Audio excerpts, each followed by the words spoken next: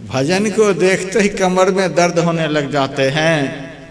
यमराज के जब अदालत चढ़ोगे, पूछेगा हाकिम तो क्या तुम कहोगे?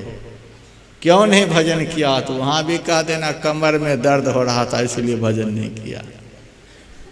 यमराज तो खाली हाथ होते नहीं, महात्मा तो कुछ रखता नहीं, इसीलिए बात को मानो चाहे नहीं मानो, लेकिन यमराज का हाथ खाली नहीं होता।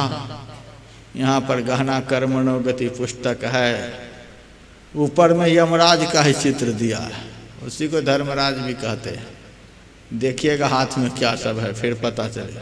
अच्छा, इस कमर ने भजन नहीं होने दिया, जिस कमर ने भजन नहीं होने दिया उसी पर मुग्दर। घुटने ने भजन नहीं होने दिया, उस घुटने पर ही एक मुग्दर। जिस तन ने भजन नहीं होने दिया, उस तन की यही दुर्दशा यमराज करते हैं। इसीलिए बहाना नहीं बनाओ, बहाना बनाने वाले को ही वृद्ध कहा गया है। भजन करने का उत्साह जिनका जीर्ण हो गया है, उसी को संत और शास्त्र बुढ़ा आदमी कहते हैं। बहुत नौजवान को भी आलसी देखकर लोग कहते हैं अरे जवानी में ही बूढ़ा हो गया। भजन के नाम पर जिनको आलस्य घेरे रहता है वही बुढ़ा कहलाता है। यहाँ पर बहुत बूढ़े भी हैं, देखते हैं हमारे बगल में 75 साल है, एक भी जवान इनके सामने टिक नहीं पाते। खोज खोज करके जवान देता हूँ, लेकिन एक भी जवान टिकने को तैयार नहीं। इतनी चैतन्यता इस अवस्था में है। मैंने तो आलस्य में कभी इनको देखा ही नहीं। ये लेटे पड़े हैं, इस उम्र में भी किसी को थाली नहीं छूने देते, कपड़े नहीं छूने देते। आज नौजवान साधु की सेवा में 10-10 लटके रहते हैं, लेकिन 75 साल की उम्र में वस्त्र छूने नहीं देते, बर्तन छूने नहीं देते। इतना अनुशासित जीवन। हम तो आज की दशा को देखकर पत्थर अपने को बना लिए।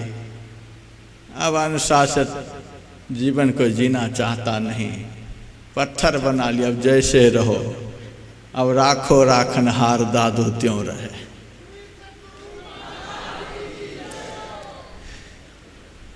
ऐसे को बुढ़ा नहीं कहा जाता है। और अनेकों प्रकार के रोग से भरे हुए को रोगी नहीं कहा जाता। शास्त्रों की दृष्टि में रोगी वह है जिनको वासना का रोग लग गया है, ये भोग के बिना जी नहीं सकता। भोगों को भोगते भोगते अपने जीवन को सड़ा लिया है, जो सड़ चुका है। कभी काम दबोचता है, कभी क्रोध दबोचता है, कभी लोभ दबोचता है, कभी मोह दबोचता है। विकारों के रोग, वासना के रोग, जिनके आत्म बल को जीर्ण शीर्ण कर रखा है, यथार्थ में संतों की दृष्टि में वही रोगी है।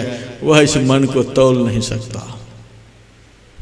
आलसी प्रमादी, जिनके उत्साह जीर्ण हो चुके हैं, ऐसे बुढ़े इस चंचल और बलवत दृढ़ मन को निग्रहित नहीं कर सकता।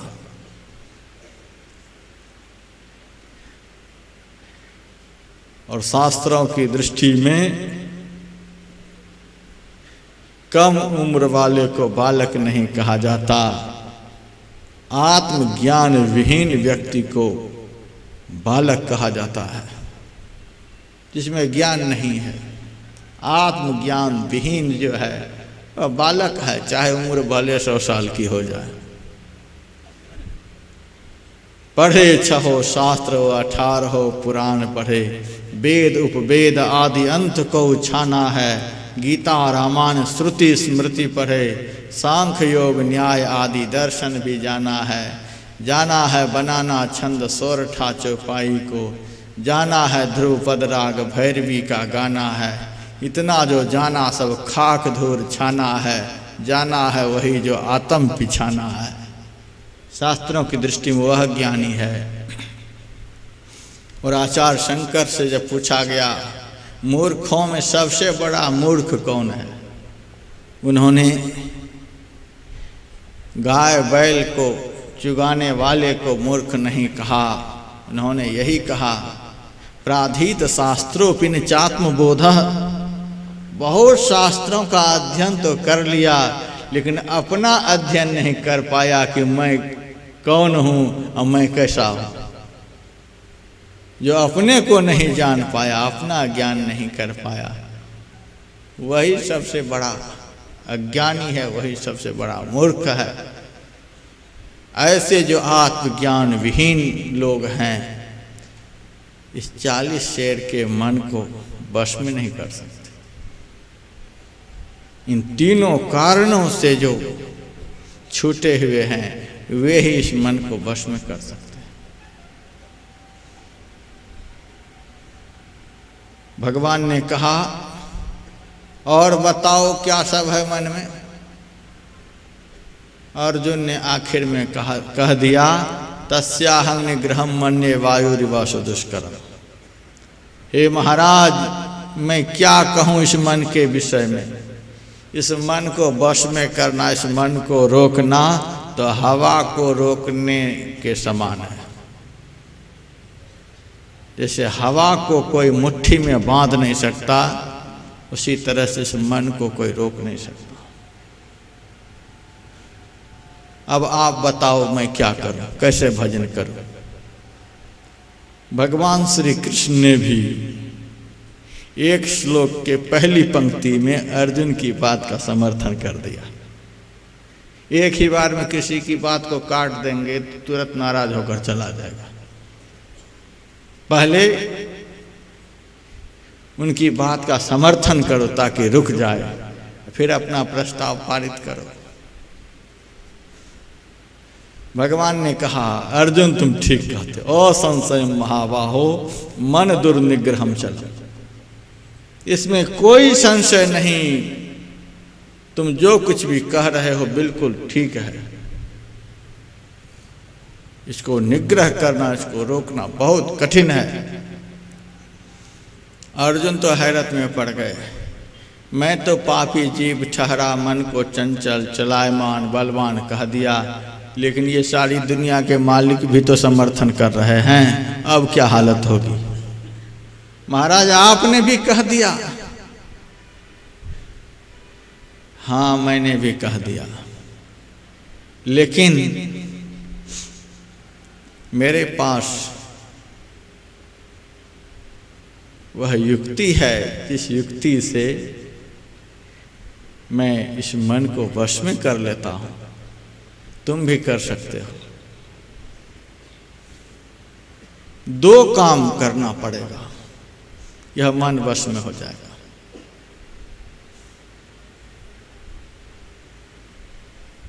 वह कौन सा काम करना पड़ेगा महाराज। भगवान ने कहा अभ्यासेन तो कौन्ते वैराग्येन च गृह्यते। यह मन अभ्यास और वैराग्य से वश में होता है, दूसरा कोई साधन नहीं।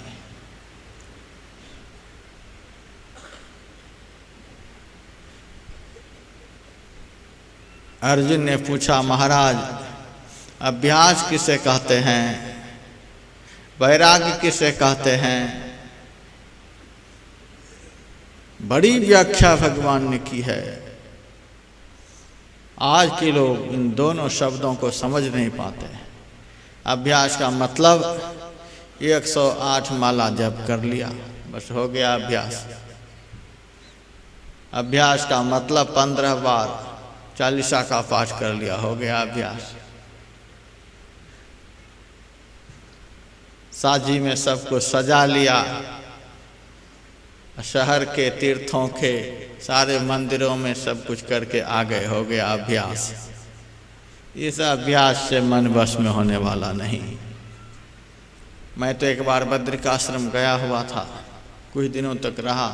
संयोग से एक दिन जब आ रहा था अपने निवास की तरफ, एक परिचय के साधु मिल गए। महाराज आप यहाँ हो? हाँ मैं यहीं हूँ। भोजन किए हो? भोजन तो नहीं किया हूँ। अरे महाराज कर लो मेरे साथ ही आज भोजन, बैठो इसी गाड़ी पर, भोजन की सारी सामग्री है। भूख तो लगी ही थी, मैं बैठ गया। कहा महाराज यदि आपकी आज्ञा हो जाए तो थोड़ी चालीसा का पाठ कर लो। मैंने कहा कर लो।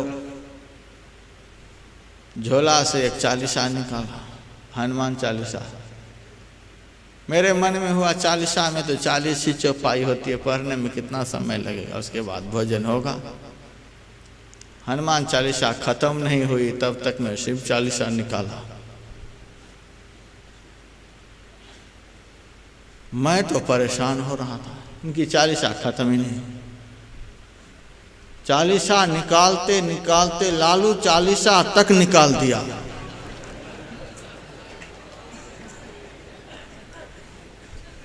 कोई चालीसा नहीं छोड़ा। मैंने कहा महाराज मैं जा रहा हूं, चना है कमंडल में रखा हुआ। अरे महाराज अब क्यों जा रहे हो? अब शनि ग्रह की चालीसा बाकी है। मैंने कहा तुम्हारी चालीसा खत्म होने वाली है। महाराज ये तो हमारे नियम है, ये तो मेरे रोज का अभ्यास है। उस महात्मा ने इसी को अभ्यास समझ रखा था, एक झोला चालीसा का पाठ।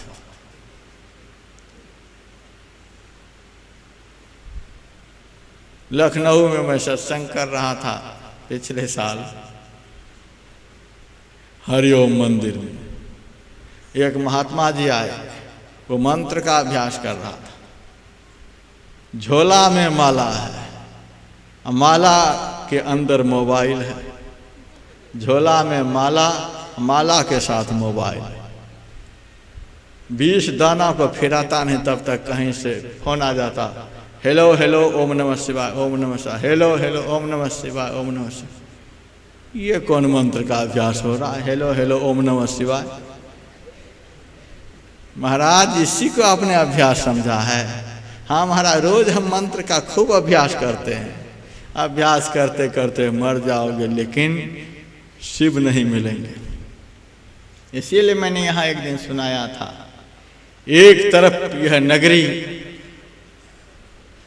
धर्म की पराकाष्ठा पर पहुंची हुई है, दूसरी तरफ यह नगरी पाखंड की पराकाष्ठा पर पहुंची हुई है। दोनों की पराकाष्ठा यहाँ पर है। लाखों मौनी फिरे लाखों बाघंबरी, अर्धमुखियो नखी लाखों लोह लंगरी। लाखों जल में तिरे लाखों भभूत को छामते, अरे हारे पलटू जामे राजी राम को नहीं जानते। केतिक जुग गयो बीत माला को फेरते, छाला पड़ गए जीभ राम को टेरते।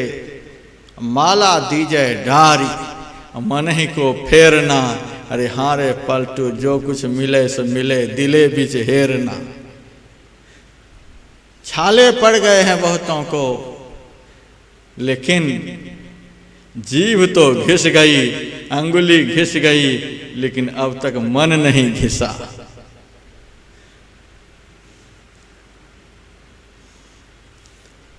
कल 1-2 महात्मा मेरे पास गए थे, महाराज आपके लिए बड़ी योजना यहाँ बन रही है। किस बात की योजना बन रही है? आपको कुछ हम लोग मिलकर उपाधि देना चाहते हैं। सारे भक्तों का भी समर्थन हो रहा है, बहुत बड़ी उपाधि सबको मिलकर देना चाहेंगे। कौन सी उपाधि दोगे? आप जो चाहो महाराज। 21,000 दक्षिणा दे देना आचार्य श्री को। ब्रह्मर्षि की उपाधि ले लो, महर्षि की ले लो, ऋषि की ले लो, देवर्षि की ले लो, महामंडलेश्वर की ले लो, जो आपकी इच्छा हो चुन लो, उसमें से उपाधि चुन लो और यहां से ले लो। मैंने कहा यह तो इस आयोजन के माध्यम से मेरे जीवन में बहुत बड़ा खतरा पैदा होने वाला है। लोग उपाधि के लिए पागल बने फिर रहे हैं। आयोजन का मुख्य लक्ष्य होता है उपाधि, लेकिन उपाधि तो उपाधि होती है। उपाधि का अर्थ होता है बंधन। उपाधि को प्राप्त किए हुए लोग कितने बंधन में पड़े हुए हैं देख सकते हैं। जो स्वच्छंद स्वतंत्र फिरते थे वो आज कमरे से बाहर नहीं निकल सकते। उपाधि का अर्थ होता है बंधन। बड़े उपाधि में पड़ गए, बड़े बंधन में पड़ गए। ये खतरा पैदा करता है। इसके द्वारा मन नहीं घिसता है। इस उपाधि से तो मन मोटा होता है। मैंने कह दिया यदि इस आयोजन में किसी भी प्रकार की उपाधि की बात हुई तो मैं हरिद्वार छोड़कर ऐसी जगह चला जाऊंगा जहां फिर दोबारा सत्संगियों को मेरा मुंह देखना दुर्लभ हो जाएगा। मेरा जो नाम है उतना ही नाम यदि जीवन में सुरक्षित रह जाए, इससे बढ़कर कोई उपाधि नहीं हो सकती है। जोड़ जाड़ करके तो गुदरी सिए जाते हैं, कपड़े के सौंदर्य खत्म हो जाते हैं जोड़ने जाड़ने से। सीधा कपड़ा रहने दो, सौंदर्य बना रहेगा। क्या जोड़ जाड़ करके बड़े बनते हो? क्या गुदरी सी रहे हो अपने जीवन में? साबुत कपड़े पहनो। जितना नाम है उतना नाम ही यदि साबुत रह जाए संसार में, सुरक्षित जीवन रह जाए संसार में, इससे बढ़कर के उपाधि क्या हो सकती है? गुदरी सी करके तो अपने सौंदर्य को खत्म कर रहे हो। गुदरी नहीं सियो, साबुत कपड़े पहनो।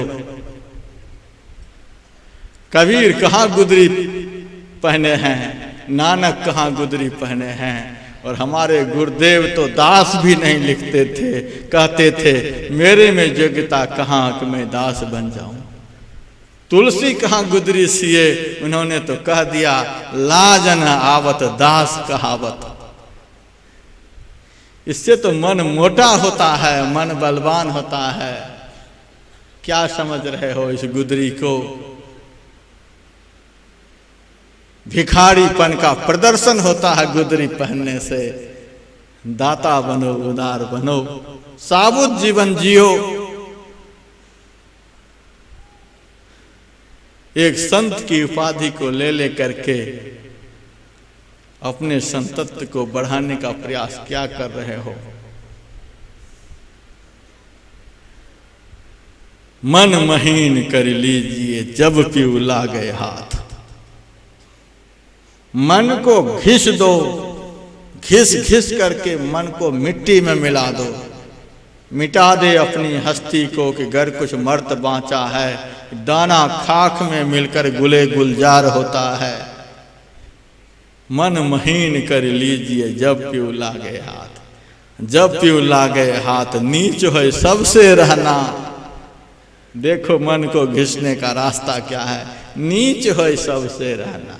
पच्छा पच्छी त्याग, ऊंच बानी नहीं कहना। सबकी करे तारीफ, आपको छोटा जाने। यह है मन को घिसने का उपाय। यह है मन को वश में करने का उपाय। कहते कहते पलटू साहब ने कह दिया ऐसे भक्तों के लिए, पलटू वही सुहागिनी, हीरा झलके माथ। ऐसे सुहागिन जो है, जो मन को घिस दिया है, उसी के माथे पर हीरा झलके। हीरा झलके द्वार पर निरखे कोई सूरा हो। प्रकाश में चिन्ह का अंदर में दर्शन करता है। जब मन घिस करके मिट्टी में मिल जाता है, तब अनुभूति की झलक अंदर में पैदा होती है। मन को मोटा कर रहे हो।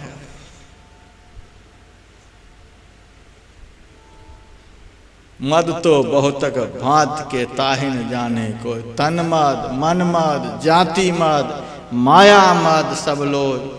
विद्या मद और गुणों मद, राज मद उन्मद। ये सब मन को मोटा करने का साधन है। इतने मद को रद्द करे तब पावे अनहद, तब दिव्य आनंद की प्राप्ति होती है। भगवान ने कहा अभ्यास से यह मन वश में होता है।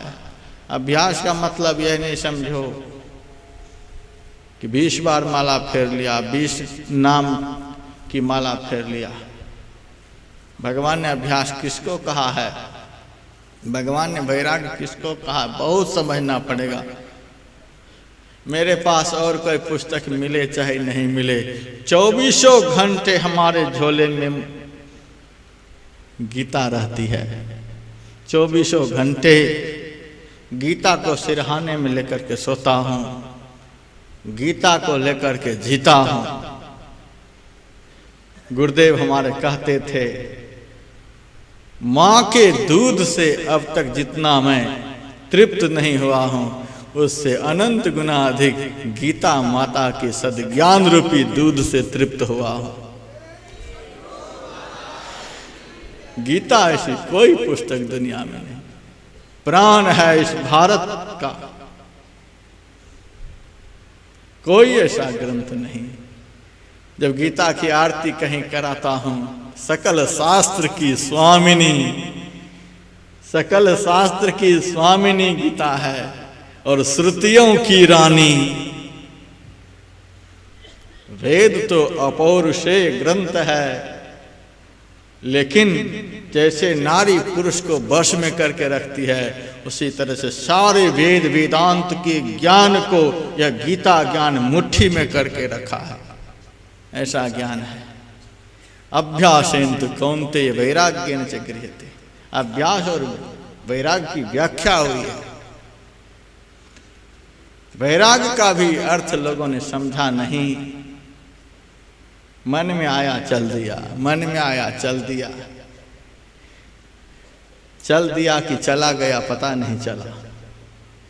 मन में आया चल दिया। पलटू साहब ऐसे कहने वाले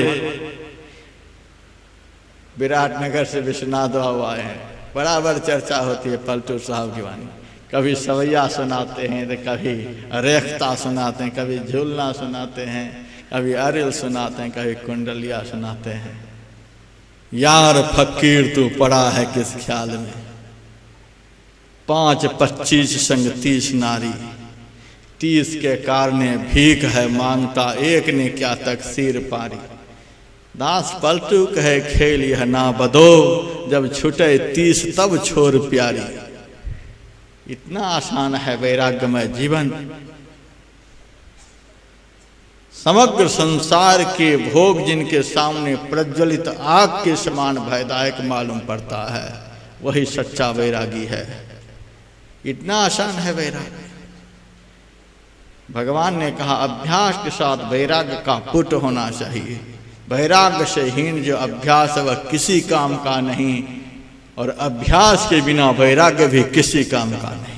वैराग्य तो ले लिया लेकिन अभ्यास को छोड़ दिया, वो वैराग्य सड़ गया। अभ्यास तो कर रहे हैं लेकिन मन में वैराग्य नहीं है, वो सड़ा हुआ अभ्यास है, कुछ भी मिलने को नहीं।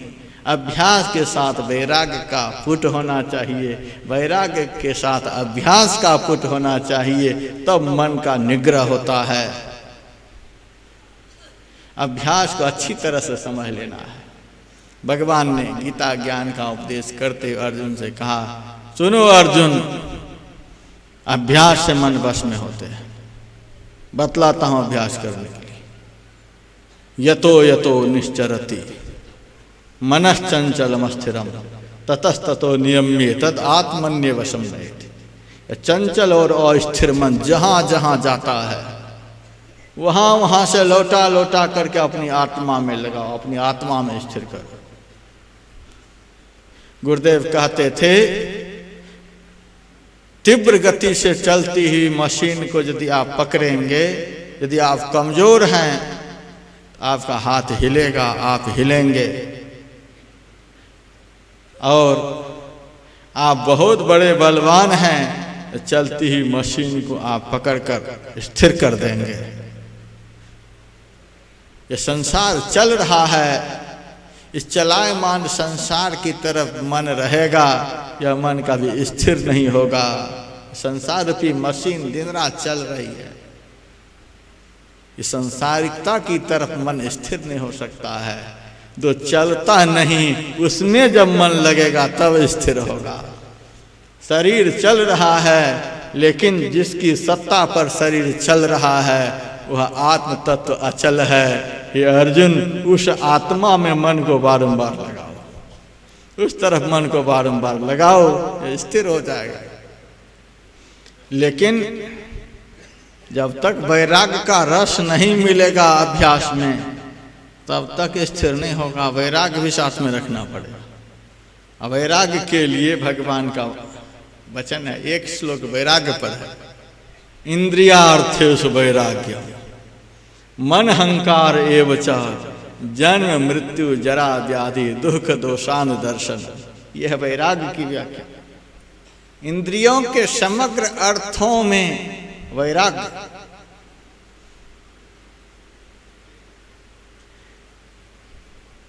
सारी इंद्रियां विषयों की तरफ दौड़ रही हैं। क्यों दौड़ रही हैं? उन विषयों के प्रति हमारे मन में अनुराग है, इसीलिए मन दौड़ रहा है, इंद्रियां दौड़ रही हैं। संसार के किसी भी विषयों में अनुराग नहीं रहे।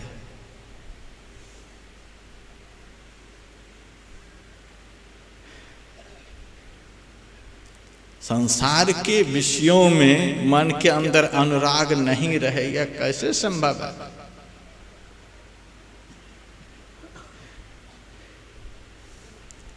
भगवान ने यह भी उपाय बता दिया, रसवर्जन रसोप्यस्य परं दृष्ट्वा निवर्तते। संसार के विषय रस से मन में, इंद्रियों में तभी वैराग्य होगा जब परम दृष्टवा, परम कहते हैं आत्म तत्व को, परमात्म तत्व को। आत्म तत्व का जब ज्ञान होगा, आत्म तत्व का जब दर्शन होगा, तब विषयों का रस छूटेगा। निराहार रहने से विषयों का रस नहीं छूटता है। रसवर्जन रसोप्यस्य परं दृष्ट्वा, परम जो है उसको देख लेने पर निवर्तते, तब छूटता है। इंद्रियार्थेषु वैराग्यम, इंद्रियों के सारे भोगों में वैराग्य का भाव है, उसमें अनुराग नहीं है। मन अहंकार एवच जन्म मृत्यु जरा व्याधि दुख दोषान दर्शनम। इस शरीर में बहुत सारे दोष लगे हुए हैं। इसका जन्म होता है, यह शरीर कभी रोगग्रस्त होता है, विकारों से ग्रस्त होता है, यह शरीर एक दिन मर जाता है। इस प्रकार से इस शरीर के प्रति निरंतर दोष दर्शन करते रहें। अपना शरीर में ये सब दोष देखते रहें, दूसरे शरीर के प्रति भी ऐसा ही दोष देखें। दूसरे के शरीर में क्या है, क्या देख देख करके खुश हो रहे हैं। संतों ने बड़े बड़े कठोर शब्दों का प्रयोग किया है। क्या देख देख करके सीटियां बजाते हैं, खुश होते हैं। क्या है किसी के शरीर में? हड्डी के सिवा, मांस के सिवा, चमड़ा के सिवा क्या है? एक संत कहते थे, हिमालय में मैं था, हम लोग मनुष्य रह कहाँ गए जो भजन होगा। हम लोग तो कुत्ते बन चुके हैं, बिल्ले बन चुके हैं, भजन होगा कैसे? जब मनुष्य रहते फिर तो भजन होता। हड्डी और मांस पर हमारा आकर्षण बना हुआ है, हम मनुष्य रह कहाँ गए हैं? जब भजन में आकर्षण होता तब तो मनुष्य होते। जब भगवान के प्रति आकर्षण होता तब तो हम मनुष्य कहलाते। हम मनुष्य रह कहाँ गए हैं? हड्डी और मांस जो हमारे आकर्षण का केंद्र बना हुआ है, फिर भगवान का भजन तो आसमान के फूल की बात है। हड्डी और मांस पर जब हम आकृष्ट हो रहे हैं, फिर भगवान का दर्शन तो बहुत दूर की बात है। भगवान ने कहा दुख दोषान दर्शनम, इसमें दोष दर्शन रखो। हड्डी और मांस में आकर्षण, मनुष्यता को खो दिया तूने। स्वामी विवेकानंद जी महाराज कहा करते थे, मनुष्य शरीर पाना कुछ और बात है, लेकिन मनुष्य बनना कुछ और बात है। बहुत बड़ी बात। इस बार जब मैं दुमका जिला गया था सत्संग करने के लिए, एक नवयुवक मेरे से पूछ दिया, महाराज आप यहाँ किस लिए आए हो? मैंने कहा तुम्हारा सिर क्यों दुख रहा है? किस लिए आए हो? कई एक बार जब पूछा तब नहीं रहा गया, तब मैंने कहा फैक्ट्री लगाने के लिए आया हूँ। महात्मा होकर फैक्ट्री लगाते हो? मैंने कहा पैसे हैं महात्मा के पास तो फैक्ट्री कौन लगाएंगे? कितने दिनों के लिए फैक्ट्री लगाओगे? वहाँ 2 दिनों का कार्यक्रम था। मैंने कहा 2 दिनों के लिए फैक्ट्री लगाऊंगा। महाराज इस फैक्ट्री में बनाओगे क्या? मैंने कहा शहर के सारे जानवरों को मनुष्य बनाऊंगा। जितने जानवर होंगे यहाँ सबको मनुष्य बनाऊंगा। महाराज जानवर को मनुष्य बनाने वाला इंजीनियर कहाँ से बुलाओगे? मैंने कहा महर्षि में आश्रम कुप्पा घाट से।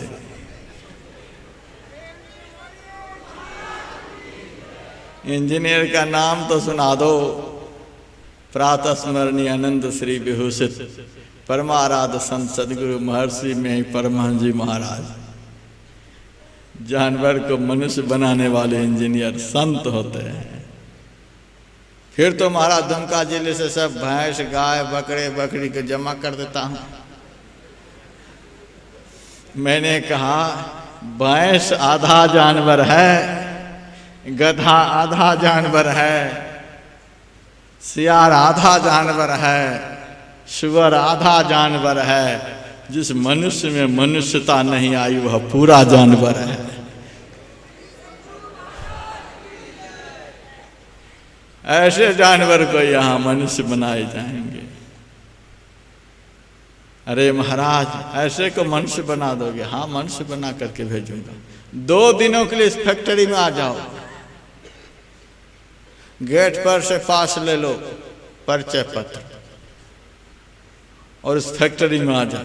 यहाँ तो 4 दिनों के लिए, 2 दिनों में जब बनाया जाता है यहाँ तो डबल है। तब मेरे से कहा जानवर को आप मनुष्य बना दोगे, अथवा जो मनुष्य शरीर में रहते हुए ही जानवर है उनको आप मनुष्य बना दोगे, लेकिन यदि कोई मनुष्य आ जाएगा यहाँ तब क्या बनाओगे? मनुष्य को क्या बनाओगे? मैंने कहा मनुष्य यदि आ जाएगा तो उनके लिए दूसरी मशीन लगा दूंगा, उसको सिद्ध बना दूंगा। अणिमा महिमा गरिमा लघिमा प्राप्ति प्राकाम ईशित वशित अष्ट सिद्धि प्रदान कर दूंगा, सिद्ध बना करके भेजूंगा। और महाराज अष्ट सिद्धि प्राप्त किए हुए पुरुष इस फैक्ट्री में आ जाएं तो उनको देवता बना करके भेजूंगा। देवता यदि इस फैक्ट्री में आ गए उनके लिए सबसे उत्तम मशीन लगाऊंगा, देव निरंजन होय, उसे ब्रह्म बना करके भेजूंगा। महाराज यह कहीं लिखा हुआ भी है कि आप अपने मन से बोल रहे हो। मैंने कहा संत मत की बात जो होती है प्रामाणिक होती है, मुंह की बात नहीं होती है, अंदर की बात होती है।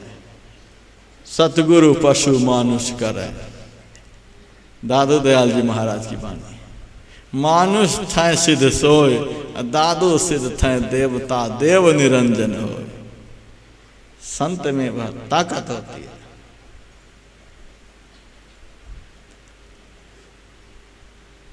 संत में संतत्व होना चाहिए, ये सारी बातें घटित होती है। शरीर तो मनुष्य का है, लेकिन हम मनुष्य रह कहाँ गए हैं जो भजन होगा।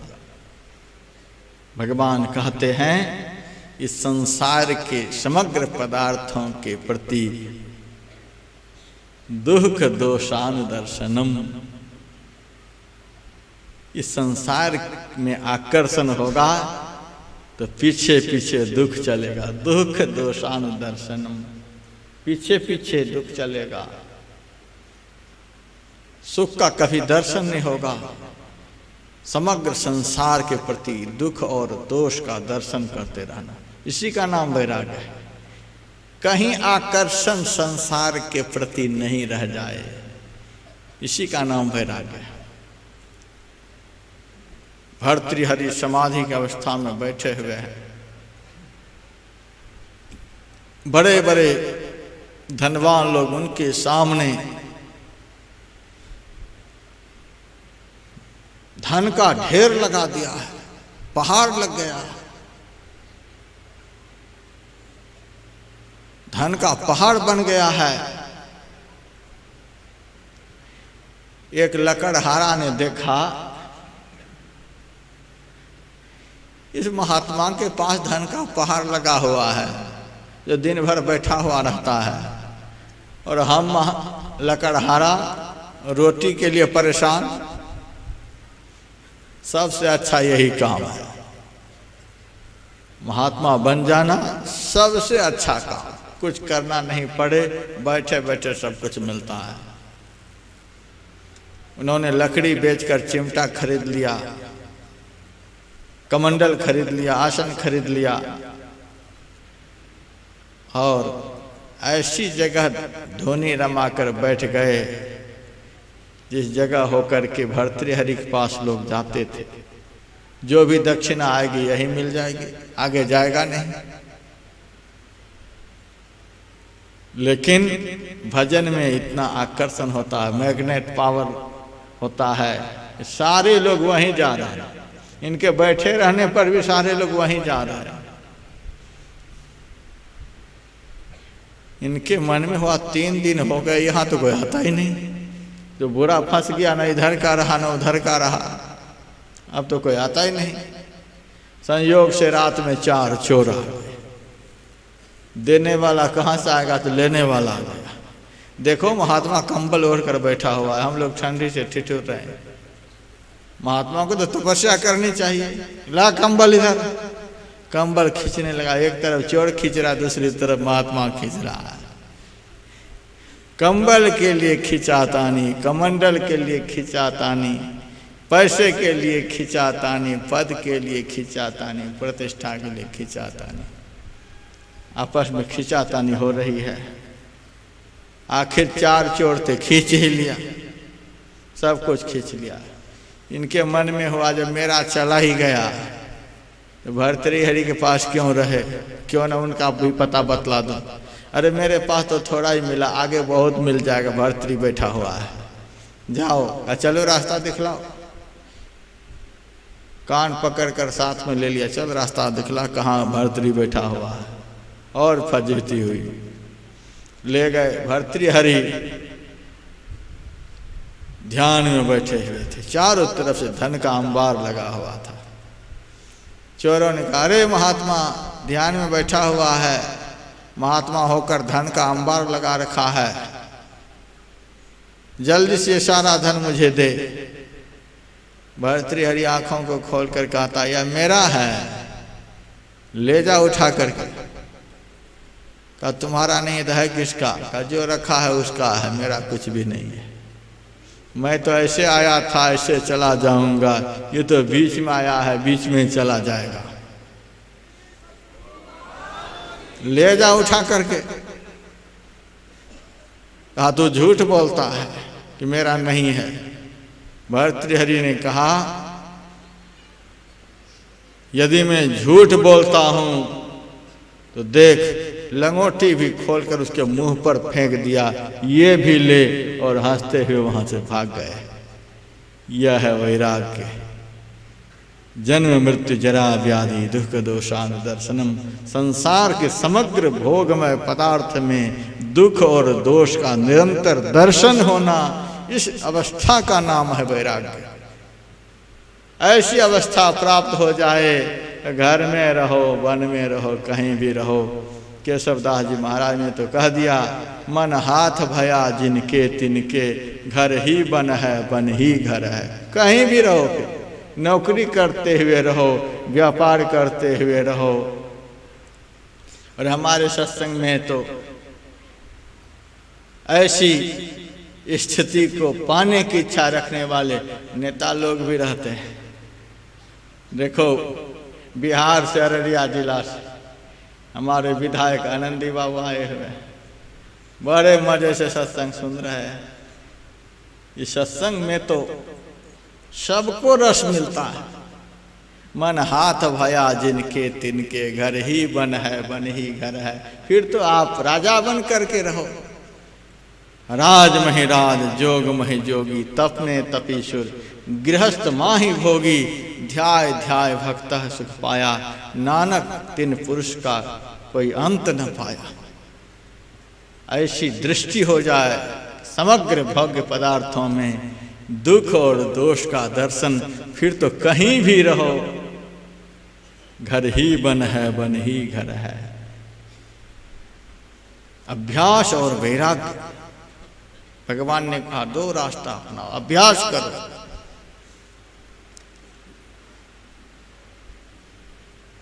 आत्मा में मन को कैसे लगाया जाएगा? आत्मा है कहाँ इस शरीर में? पहले तो आत्मा का ज्ञान होना चाहिए, तब तो आत्मा में मन को लगाएंगे। तो भगवान शिव की नगरी में यहाँ बैठे हुए हैं। इसको हरिद्वार भी कहते हैं, हरिद्वार भी कहते हैं। यहीं से केदारनाथ की यात्रा शुरू होती है, यहीं से बद्रीनाथ की यात्रा शुरू होती है। इसीलिए इनका दोनों नाम है, हरिद्वार, हरद्वार। इसी द्वार में कोई प्रवेश करते हैं तो हरि के पास जाते हैं, बद्रीनाथ धाम जाते हैं। इसी द्वार होकर के केदारनाथ जाते हैं, इसीलिए हरद्वार शिव की नगरी है। भगवान शिव ब्रह्मा जी से कहते हैं, भागे बिंदुमयी शक्तिर ललाटस्य सु मध्य में, बिंदु मध्य च जीवात्मा सूक्ष्म रूपेण वर्तते। भगवान शिव बतलाते हैं कि कहाँ आत्मा है जो तुम अपने मन को वहां लगाओगे। बिंदु मध्य च जीवात्मा सूक्ष्म रूपेण वर्तते। दो रेखाओं के मिलन स्थान का नाम बिंदु है। जहाँ पर दो रेखाएं मिल जाती हैं वहाँ एक बिंदुता की प्राप्ति होती है। बाहर में दो रेखाएं मिलती हैं, वह काल्पनिक रेखाएं हैं। इसीलिए बाहर की रेखाओं के मिलने से काल्पनिक बिंदु पैदा होती है। और हमारे अंदर में जो दो रेखाएं हैं वो अकाल्पनिक है। उन दोनों रेखाओं के मिलन होने पर वास्तविक बिंदु पैदा लेता है। हमारे अंदर की दो रेखाएं कौन सी हैं? प्रातःकालीन सत्संग में पाठ हुआ था, इड़ा भगवती गंगा, पिंगला यमुना नदी, इड़ा पिंगलयोर मध्य सुषुम्ना च सरस्वती, त्रिवेणी संगमो यत्र तीर्थराजः स उच्यते, तत्र स्नानं प्रकुर्वीत सर्व पापैः प्रमुच्यते। हमारे मस्तिष्क में बाईं तरफ इड़ा नाम की नाड़ी है और दाईं तरफ पिंगला नाम की नाड़ी है। एक नारी होकर के तमोगुण का संचार हो रहा है, दूसरी नारी होकर के रजोगुण का संचार हो रहा है। दोनों नारी होकर के रोशनी भी निकल रही है। इसीलिए हम दुनिया के पदार्थों का ज्ञान कर रहे हैं। इन्हीं को योगियों ने दो रेखाएं कही है। बाईं आंख से जो ज्योति की धार निकल रही है, देखिए इस पृथ्वी से कितनी दूरी पर सूरज है, यहीं से देख लेते हैं कितनी लंबी धार है। दाईं आंख से जो रोशनी निकल रही है, उस धार से हम कितनी दूरी पर के सूर्य को देख लेते हैं, कितनी लंबी धार है। इसमें केवल लंबाई ही लंबाई है। रेखा की परिभाषा जो लंबाई के अतिरिक्त पार्श्व स्थान को नहीं ढके उसी को रेखा कहते हैं। केवल लंबाई ही लंबाई है, इसमें चौड़ाई नहीं। दुनिया में कोई भी ऐसी रेखा नहीं बन सकती है जिसमें केवल लंबाई ही लंबाई है। हमारी दृष्टि की दोनों धाराएं जो हैं यथार्थ में यही रेखाएं हैं जिसमें केवल लंबाई है, चौड़ाई नहीं है। एक कागज पर आप लंबी लंबी रेखा खींचते जाएं, स्याही से कागज फट जाएगी, लेकिन हजारों लोग मेरी तरफ देख रहे हैं और मैं हजारों लोगों की तरफ देख रहा हूं, फिर भी दृष्टि एक दूसरे से टकराती नहीं है। दृष्टि की धार आपस में टकराती नहीं, यही असली रेखा है। ये इड़ा पिंगला ही असली रेखाएं हैं। इन दोनों रेखाएं जब गुरु निर्दिष्ट स्थान पर मिल जाती हैं, असली बिंदु पैदा होता है, वह ज्योतिर्बिंदु पैदा लेता है।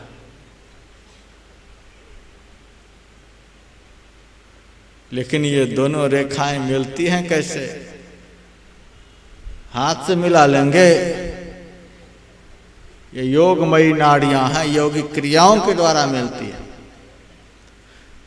कबीर साहब की वाणी, मानत नहीं मन मोरा साधो, मानत नहीं मन मोरा।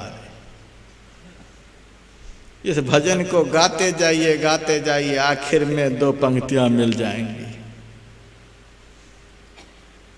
लेत उठाई परत भुई गिर गिर, जो बालक बिन कोरा रे, कहे कबीर चरण चित राखो, ज्यों सुई में डोरा रे। मिला लो दोनों रेखाओं को, ज्यों सुई में डोरा रे। बिल्कुल साधारण व्यवहारिक शब्द का प्रयोग है इसमें। लेत उठाई परत भुई गिर गिर, ज्यों बालक बिन कोरा रे। संत सर्वभाषी होते हैं, समग्र प्रांतों की भाषा जानते हैं, समग्र जीवों की भाषा जानते हैं, समग्र देहधारियों की भाषा को जानते हैं, समग्र विश्व की भाषा को जानते हैं। जहाँ के लोग जैसे समझते हैं उसको वैसे समझा लेते हैं। संतों के पास इतनी योग्यताएं होती हैं। बिहार के देहात क्षेत्र में कोरा शब्द का प्रयोग होता है, खास करके मिथिलांचल में कोरा कहते हैं गोद को। लेत उठाई परत भई गिर गिर, जो बालक बिन कोरा रे। एक छोटा सा बालक है, उनको जोरों की भूख लगी हुई है, वह भोजन के लिए चिल्ला रहा है, दूध पीने के लिए चिल्ला रहा है। माँ अपने काम में लगी हुई है। रोते रोते जब बालक की बदहालत हो जाती है, तब कामों को छोड़ करके माँ आती है, उस बच्चे को उठाकर गोद में रखती है, दूध पिलाना चाहती है। समय पर जो उस बच्चे को दूध नहीं मिला है, अब बच्चे के अंदर क्रोध पैदा ले लिया, अब दूध पीना नहीं चाहता। गोद से वह बच्चा नीचे उतर आता है, माँ उठा करके गोद में रखती है और वह बच्चा गोद से नीचे उतर आता। माँ गोद में रखती, बच्चे नीचे उतर आता है। लेत उठाई परत भुई गिर गिर, ज्यों बालक बिन कोरा रे। इस जगह पर सौतेली माँ होती है तो क्या करती है? एक बार गोद में लिया, यदि पिया दूध तो पिया, नहीं तो जा, नहीं पीना भाग, मर जा। लेकिन सच्ची माँ जो होती है, बिना दूध पिलाए छोड़ती नहीं। बच्चे गोद से नीचे उतराते, माँ उठाकर गोद में रखती। मेरे ही कारण बालक कुपित हो गया है, दुखी हो जाएगा। बारंबार माँ उठा करके गोद में रखती, बच्चे नीचे उतराते, माँ उठाकर गोद में रखती। बारंबार उठाते उठाते, माँ तो बलवती है और छोटा बालक कमजोर है। 2-4-10 बार गोद से नीचे उतरते उतरते वह थक जाता है, तब स्थिर हो जाता है गोद में। संत पलटू साहब के वचन में, गिर गिर उठे सम्हारी, सोई है मर्द सिपाही। जो बारंबार लक्ष्य पर से फिसलती हुई सूरत को संभाल करके केंद्र पर केंद्रित करता है, वही मर्द है। वही सच्ची माँ है जो मन रूपी बालक को बारंबार पिंड से उठा उठा कर ब्रह्मांड में रखती है। 9 द्वारों से उठा उठा करके 10वां द्वार में रखती है। सच्ची माँ बनना होगा, सौतेली माँ बन करके भजन नहीं हो सकता। सौतेली माँ बन करके मन रूपी बालक को आपस में नहीं कर सकते। मन का सहज स्वभाव है कि वह नीचे उतरेगा। मेरे से बहुत लोग कहते हैं महाराज जब दुकान में बैठता हूँ तब मन ज़्यादा चंचल नहीं रहता है, चाय पीने के समय ज़्यादा चंचल नहीं रहता है, गप सप में ज़्यादा चंचल नहीं रहता है। जब भजन पर बैठता हूँ तो ना जाने कहाँ से खुराफात शुरू हो जाता है। करत रहत खुरखुंद बड़ा शैतान है, मन नहीं पकड़ा जाए बहादुर जवान है। करत रहत खुरखुंद बड़ा शैतान है, ऐसा यार हरी बसत मन हलक में। रिहा पलट उड़ता कोस हजार पंख बिनु पलक में। भजन के समय इसकी चंचलता और बढ़ जाती है।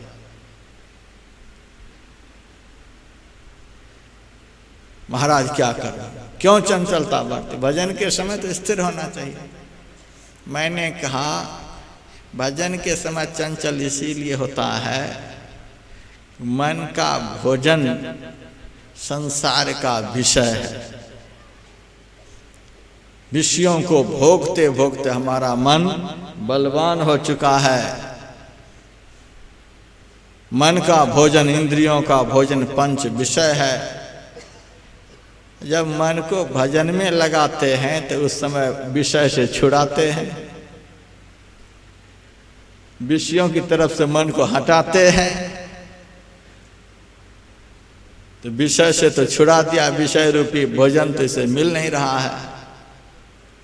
और 1 मिनट में भजन में भी कुछ नहीं मिलता, तो ना उधर मिल रहा है न इधर मिल रहा है, इसीलिए मन छटपटाता है। मन इसीलिए चंचल होता है, न अंदर में कुछ मिल रहा है, बाहर से भी हटा लिया, इसीलिए चंचल होता है। इसीलिए उसी तरफ भागना चाहता है जिधर भोजन इनको मिल रहा है। 10वां द्वार से 9 द्वार में जब आता है तो विषयों का भोजन मिलने लग जाता है। तो 10वां द्वार से मन तुरंत 9 द्वार की तरफ जाता है भोजन करने के लिए। और अभ्यासी रूपी माँ उसे 9 द्वारों से उठाकर 10वां द्वार में लगाता है। वो नीचे की तरफ जाता है और अभ्यासी उसे ऊपर की तरफ लाता है जहाँ विषय नहीं है। ध्यानम निर्विषयम मना।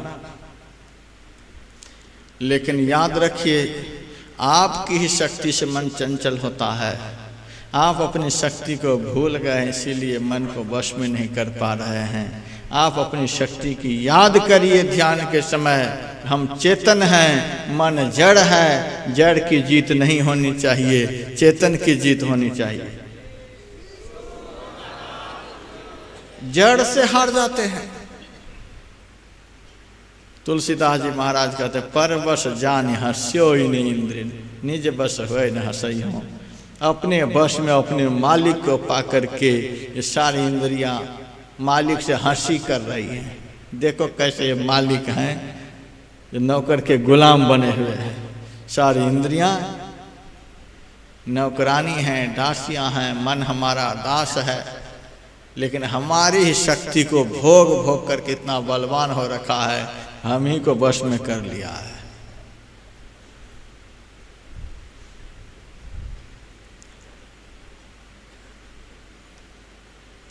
हमें अपनी शक्ति की याद रखनी है कि मन जड़ है, हम चेतन हैं। हमारी शक्ति से बलवान होता है। तो बारंबार मन को संसार के नामों से, संसार के रूपों से हटा हटा कर रोज चर्चा हो रही। संसार के सारे नामों से मन को हटा हटा कर एक नाम के जप में लगावें। संसार के सारे रूपों से मन को हटा हटा करके संत महापुरुषों ने जिस रूप में मन को लगाने के लिए कहा, उसी एक रूप में लगावें। और आंख बंद करने पर बाईं दाईं तरफ जो हमारी वृत्ति जाती है, बाईं दाईं तरफ से अपनी वृत्ति को रोककर ठीक सामने लगावे। जैसे सुई के छिद्र में एक टक से हम देखते हैं, निगाह को इधर उधर नहीं करते, इसी तरह से एकाग्रता पूर्वक दोनों आंखों के मध्य में देखने का अभ्यास करते रहे। शक्ति प्राप्त होगी। 9 द्वारों की तरफ हमारी शक्ति फैली रहती है, इसीलिए शक्ति का पता नहीं चलता है। 10वां द्वार की तरफ देखने से अपनी शक्ति की याद आती है, शक्ति बढ़ती है, साधक बलवान होता है। अभी नवरात्रा का त्योहार चल रहा है। मैं बहुतों से पूछता हूँ कहाँ शक्ति की उपासना कर रहे हो, तो दुर्गा देवी जी की तस्वीर लगा लेता हूँ घर में और मिट्टी में जौ को घुसेड़ देता हूँ और खूब पूजा करता हूँ। यही शक्ति की उपासना है या तो नकली शक्ति की उपासना है? मैंने कहा शक्ति बाहर में है कि भीतर में? महाराज शक्ति तो बाहर में ही है, मूर्ति लगा रखा हूँ। मैंने कहा यदि तुम्हारे हाथ में शक्ति नहीं होती तो मूर्ति को उठाकर कैसे लाते यहाँ? तुम्हारे हाथ में शक्ति नहीं होती तो कैसे जौ को उठा करके मिट्टी में घुसेड़ते, अक्षत तिल जौ को मूर्ति पर चढ़ाते? तुम्हारे हाथ में शक्ति है तभी तो यह सब कर रहे हो। तुम्हारी आंख में शक्ति है तभी तो मूर्ति को देख रहे हो। तुम्हारे पैर में शक्ति है तभी तो मूर्ति तक पहुंच रहे हो। तो शक्ति तुम्हारे में है कि मूर्ति में है कि बाहर में है? अरे महाराज आप तो ठीक ही कहते हो। उन्होंने कहा महाराज हाथ में शक्ति है। मैंने कहा हाथ में शक्ति आ रही है अक्षत उठाने के लिए, पैर में शक्ति आ रही है मूर्ति तक पहुंचने के लिए, आँख में शक्ति आ रही है मूर्ति को देखने के लिए, मुंह में शक्ति आ रही है मंत्र बोलने के लिए। यथार्थ में मुंह में शक्ति नहीं है, मुंह में शक्ति आ रही है, हाथ में शक्ति आ रही है, कान में शक्ति आ रही है। कहाँ से शक्ति आ रही है? समग्र इंद्रियों में। दोनों आंखों के मध्य में शक्ति का केंद्र है, उसी को 10वां द्वार कहते हैं। वहीं पर सूक्ष्म रूप से जीवात्मा निवास करता है। उसी जीव की शक्ति समग्र इंद्रियों में आ रही है। तो शक्ति का केंद्र दोनों आंखों के मध्य में है। गुरु की युक्ति से इड़ा पिंगला दोनों नाड़ियों को सुषुम्ना में जोड़कर जो अभ्यास किया जाता है, यथार्थ में यही सच्ची शक्ति की उपासना है।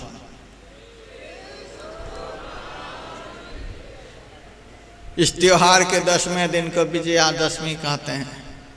हर साल तो मन से हारे हुए हैं, कहते हैं विजयादशमी। किसके ऊपर विजय मिली? किसको आपने जीत लिया 10 दिन में जो विजयादशमी बोल रहे हैं? जब तक इंद्रियों के गुलाम है, विकारों के गुलाम है, तब तक कैसे विजयादशमी हो गई? जब मन रूपी रावण मर जाता है तब विजयादशमी होती है। विजयादशमी 10वीं तिथि को कहते हैं, जब 9 द्वारों से निकलकर 9 द्वार ही नवरात्रा है। रात्रि में अंधकार होता है, 9 द्वारों में अंधकार है। 9 द्वारों में रहना नवरात्रा है, और 9 द्वारों से निकलकर 10वां द्वार में चला जाना यही विजयादशमी है। वहाँ इंद्रियों के ऊपर अभ्यासी विजय प्राप्त कर लेता है तो विजयादशमी हो जाती है। और जब इंद्रियों के ऊपर विजय प्राप्त कर लेता है तब विजयादशमी के बाद दीपावली का त्योहार आता है। जब तक इंद्रियों के ऊपर विजय नहीं प्राप्त कर लेंगे तब तक दीपावली का त्योहार आपके जीवन में आएगा नहीं। अर्थात आपके अंदर प्रकाश होंगे नहीं और शब्द रूपी पटाखे बजेंगे नहीं। शक्ति की उपासना करनी होगी।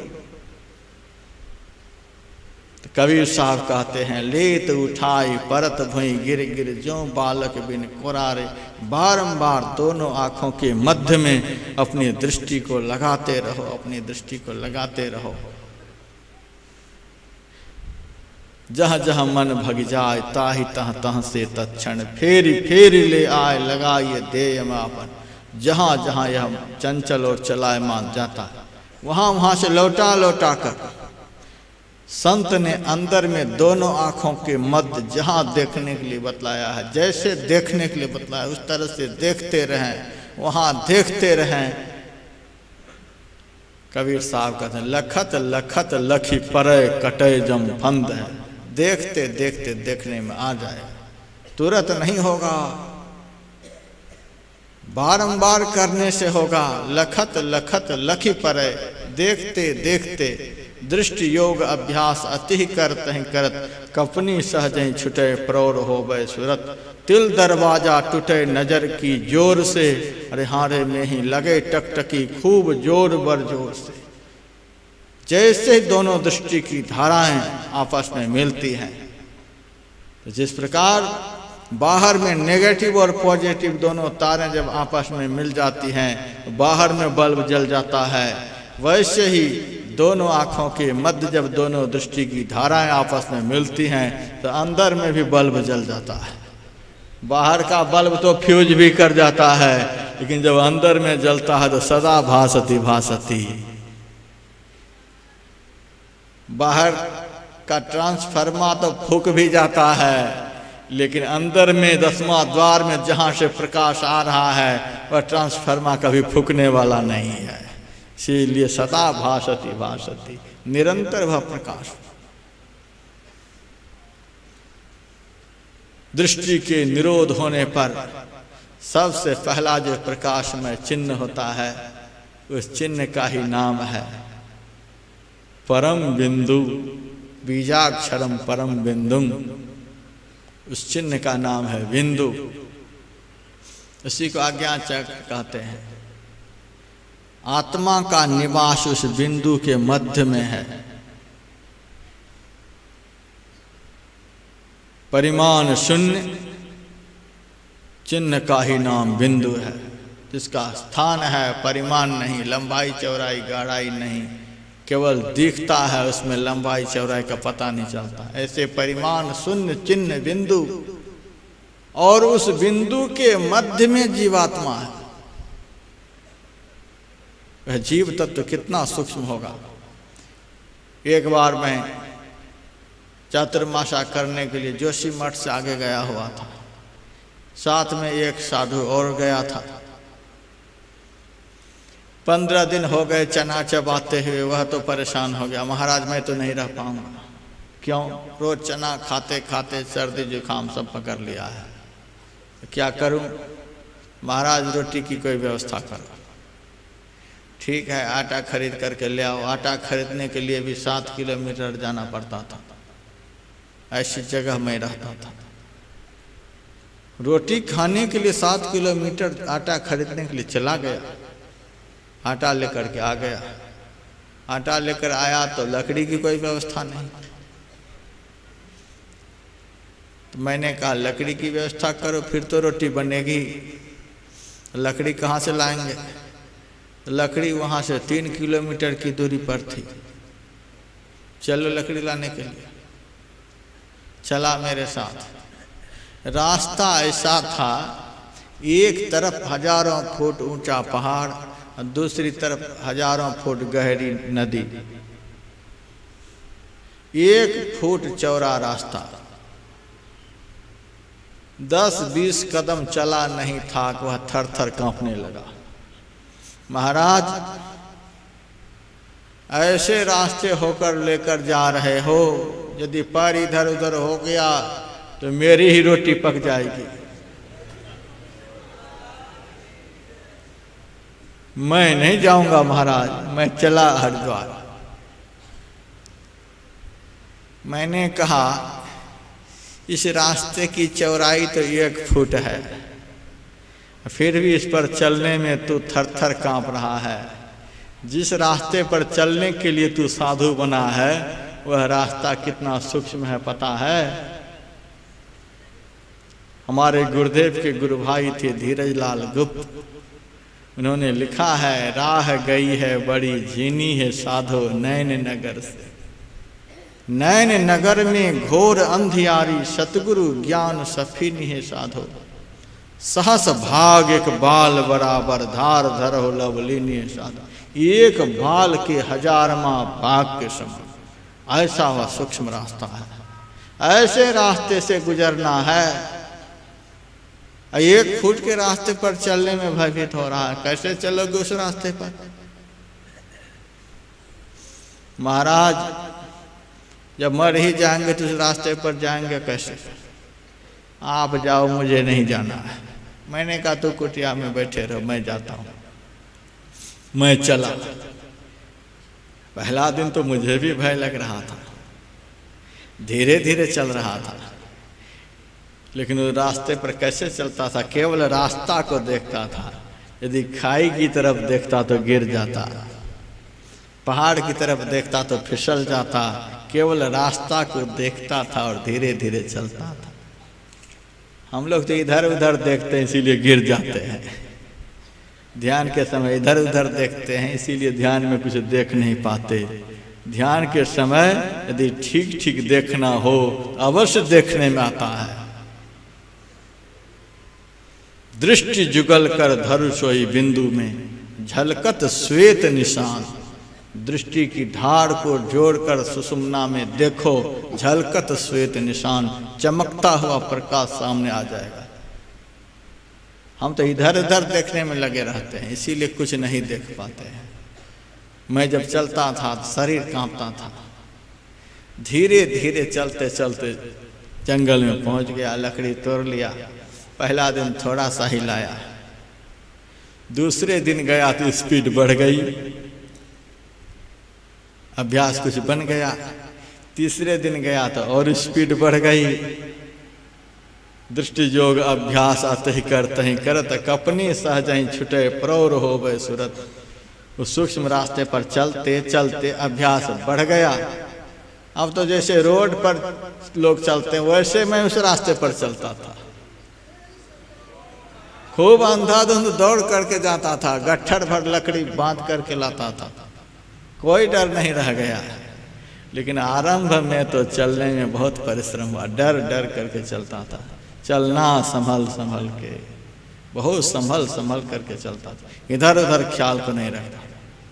अगल बगल को मार गिराए सन्मुख डगर धरी, तेरो को है रोकनहार मगन से आव चली।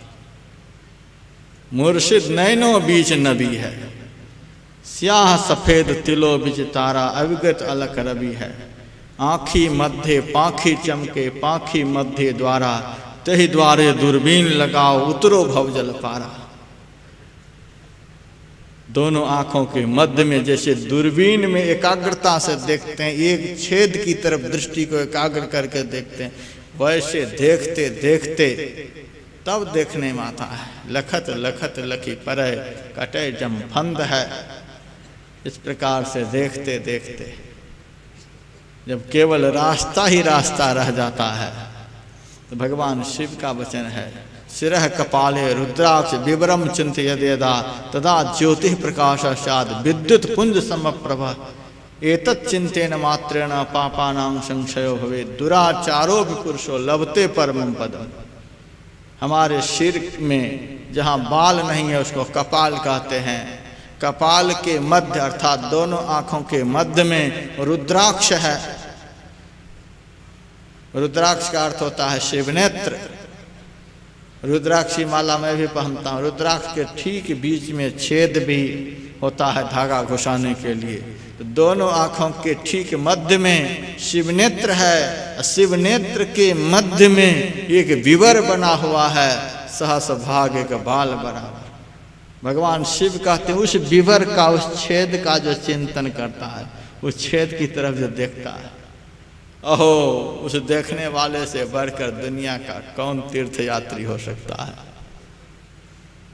गंगायां सागरे स्नात्वा नत्वा च मणिकर्णिकां, मध्य नाड़ी विचारस्य कलांगारहंत षोडशी।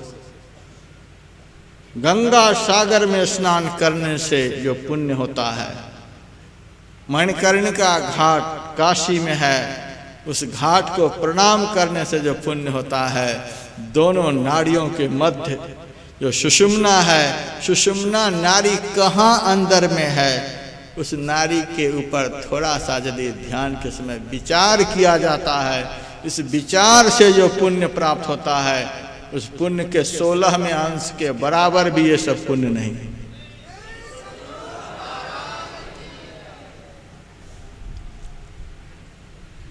सुषुम्नैव परं तीर्थम, सबसे बड़ा तीर्थ सुषुम्ना है, जहां मन के सारे पाप एक ही क्षण में भस्म हो जाते हैं।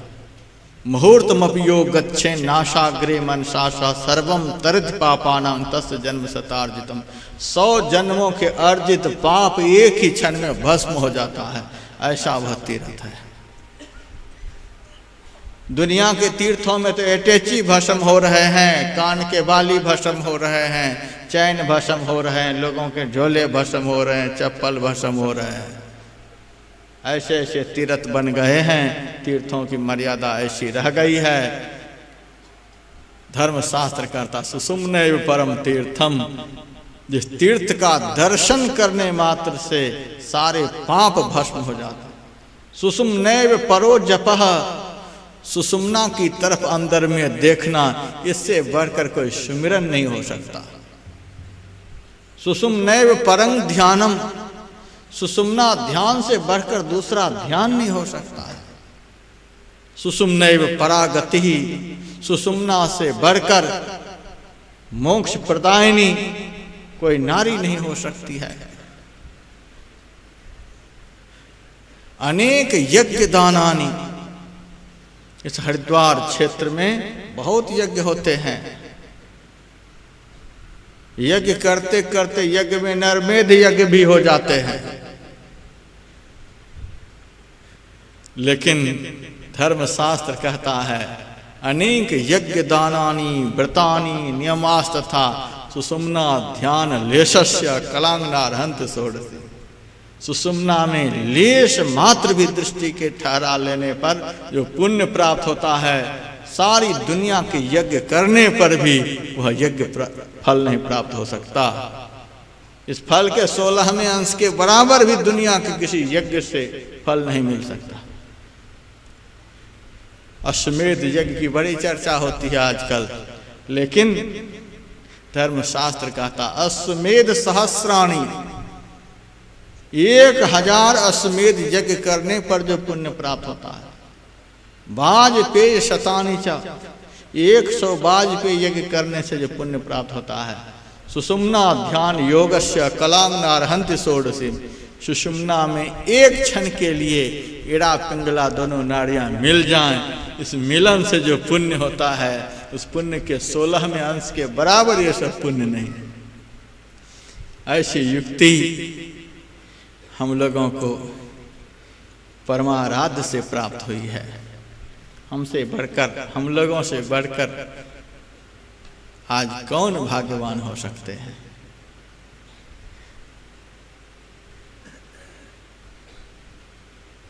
ऐसी नारी सुषुम्ना है। भगवान शिव कहते हैं विवरम चिंतयद यदा, दोनों आंखों के मध्य में जो सुषुम्ना है, सुषुम्ना के मध्य में जो सूक्ष्म मार्ग बना हुआ है, जिसको ब्रह्मरंध्र कहा गया है, उस सूक्ष्म मार्ग का गुरु की युक्ति से जो चिंतन किया जाता है, तो भगवान शिव कहते तदा ज्योति प्रकाश स्यात्, उस ज्योति के द्वार में सूरत के प्रवेश होते ही चमचमाती हुई ज्योति की धाराएं फूट पड़ती हैं। तदा ज्योति प्रकाश स्यात्, विद्युत पुंज समप्रभ, बिजलियों के समूह के समान प्रकाश पुंज उनके सामने प्रकट हो जाता। उस छेद में एक बार कोई प्रवेश कर जाए। हमारे गुरुदेव के गुरु भाई ने तो इतना कह दिया, वामग सुरति सरकी जब जावे, थोड़ा सा भी 10वां द्वार में सूरत प्रवेश कर जाए तो ज्योति झकाझक की नहीं है साधु, जगमगाता हुआ प्रकाश उसके सामने आ जाता है। ज्योति झकाझक की नहीं है साधु। भगवान शिव कहते उस ज्योति का जो ध्यान करता है, एतत् चिंतेन मात्रेण पापानां संशयो भवेत्, कल बतलाया गया था, आंख बंद करने पर जो अंधकार देखते हैं, ये अंधकार ही पाप है। उस प्रकाश के दर्शन होते अंधकार कहाँ चला जाता पता नहीं। पापानां संक्षयो भवेत्। अब पहले का यदि कोई दुराचारी भी है, उस प्रकाश के दर्शन से लभते परमम पदम, परम पद को प्राप्त कर लेता है। अनेकों प्रकार के प्रकाशों का दर्शन अभ्यासी करता है। दीप ज्वालेन्दु खद्योत विद्युन नक्षत्र भास्वरा दृश्यन्ते सूक्ष्म रूपेण सदा युक्तस्य योगिनः। जलता हुआ दीपक का प्रकाश। बाहर के दीपक प्रकाश में तो कीड़े मकोड़े भस्म होते हैं, लेकिन अंदर में जब दीपक जलता है तो विकार रूपी कीड़े भस्म हो जाते हैं। प्रज्वलित आग का प्रकाश, एक तारा का प्रकाश, अनेक तारा का प्रकाश, द्वितीय चंद्र, पूर्ण चंद्र, प्रातः काल का सूरज, दोपहर का सूरज, ये सब प्रकाश अभ्यासी को अपने अंदर में दिखलाई देते हैं। और कबीर साहब कहते हैं केवल प्रकाश ही प्रकाश की बात नहीं, कहे कबीर आनंद भयो है बाजत अनहद ढोल रे। हाँ, बहुत तरह के बाजे भी बजते हुए नजर आते, बाजे बजते हुए अनुभव होते हैं, बहुत तरह के बाजे। आदौ जलद जीमूत भेरी निर्झर संभव मध्य मर्दल शब्दाभो घंटा कहल जस्त था अंतित किंकिणी वंश वीणा भ्रमर निश्वन इति नाना विधानादा श्रूयन्ते सूक्ष्म सूक्ष्म। अनेकों प्रकार के नादों का अभ्यास अपने अंदर में सुनता है। पहुंचे हुए सदगुरु की सदयुक्ति से विविध नादों से एक केंद्रीय नाद में अभ्यासी अपनी सूरत को लगाता है। और जब उस केंद्रीय नाद में सूरत लग जाती है तो गुरुदेव कहते थे उस अभ्यासी के ऊपर बम गोला क्यों ना बरस जाए, उस अभ्यासी के ऊपर बाघ क्यों ना झपट्टा लगा दे, लेकिन उस नाद से कोई उसकी सूरत को अलग नहीं कर सकता। ऐसा वह प्रचंड नाद है। एक केंद्र के नाद से दूसरे केंद्र के नाद की तरफ उसकी सूरत आगे बढ़ती है। बजती है 5 नौबतें सुनी एक एक को, प्रति एक पे चढ़ी जाए के निज नाह खोजना। पंचम बजे धुर घर से जहाँ आप विराजें, गुरु की कृपा से मैं ही तहाँ पहुँच खोजना। एक नाद से दूसरे नाद में सूरत बढ़ती हुई चली जाती है। अंत में एक नाद बच जाता है, जिस नाद को अनाहत ध्वन्यात्मक नाद कहते हैं, उसको प्रणव नाद कहा गया है। उस प्रणव नाद का इतना प्रचंड उद्घोष होता है। नाद बिंदु उपनिषद में लिखा हुआ है, नाद कोटि सहस्राणि बिंदु कोटि शतानि च सर्वे तत्र लयमयान्ति ब्रह्म प्रणव नाद। उस प्रचंड घोष में जाकर के असंख्यों नाद और असंख्यों बिंदु का प्रकाश विलीन हो जाता है। ऐसा वो प्रचंड घोष अनाहत ध्वन्यात्मक नाद से हो रहा है। उस नाद में जिसकी सूरत लग जाती है, गुरुदेव अंतिम रिजल्ट दे रहे हैं। सार शब्द ध्वनि संग सूरत हो अकह में लीनी। उस अनाहत ध्वन्यात्मक नाद में जिसकी सूरत लग गई, तो वह अनाहत ध्वन्यात्मक नाद सूरत को खींच करके कहाँ पहुँचा देता है, तो अकह में लीनी, जिसके विषय में कोई कह नहीं सकता। नेति नेति नित निगम कहे, अकह कहते हैं परमात्मा को। जाका नाम अकहुआ भाई ताको कहा रमैनी गाई, जिसके विषय में कोई कह नहीं सकता। वाणी में ताकत नहीं कि उस परमात्मा के स्वरूप का वर्णन कर सके। उस अकह अगम परमात्मा में जाकर के वह नाद सूरत को विलीन करा देता। सार शब्द ध्वनि संग सूरत हो अकह में लीनी। अब वहाँ कोई ध्वनि नहीं। जब घड़ा भर गया तो आवाज़ खत्म हो गई, यात्रा पूरी हो गई, अब आवाज़ खत्म, अध्वनि। अब वहाँ कोई ध्वनि नहीं, अब वहाँ कोई शब्द नहीं, अध्वनि अशब्द अनाम, वहाँ कोई अब नाम नहीं बच गया। नाम रूप खत्म हो गया। यथा नद्यः छन्दमाना समुद्रे तं गच्छन्ति नाम रूपे विहाय तथा विद्वान नाम रूपात् विमुक्तः परात् परम पुरुषमुपैति दिव्यम। जैसे समग्र नदियाँ जब समुद्र में मिल जाती हैं, समग्र नदियों के नाम रूप खत्म हो जाते, वे समुद्र ही बन जाती हैं। उसी तरह से जिनकी सूरत परमात्मा में जाकर लीन हो गई, पहले का नाम रूप खत्म हो गया, जीवता का जो उदय हुआ था वह खत्म हो गया, जीवत्व दशा खत्म हो गई। ब्रह्म सौ ब्रह्मविद स्वयं, उसे ब्रह्म को जान लेने वाला स्वयं ब्रह्म ही हो जाता है। देव निरंजन हो, सुरत हो अकह में लीनी, अध्वनि अशब्द अनाम, परम पद गति की भीनी। दुनिया के सारे पदों से वह पद भिन्न है। मैंने तो प्रवचन के क्रम में सुना दिया है, दुनिया के जितने पद हैं, दुनिया के जितने पद प्राप्त होते हैं, उस पद को पाने से पहले ही भूत सवार हो जाता है। भूत की तरह नाचते नाचते नाचते तब दुनिया का पद प्राप्त होता है।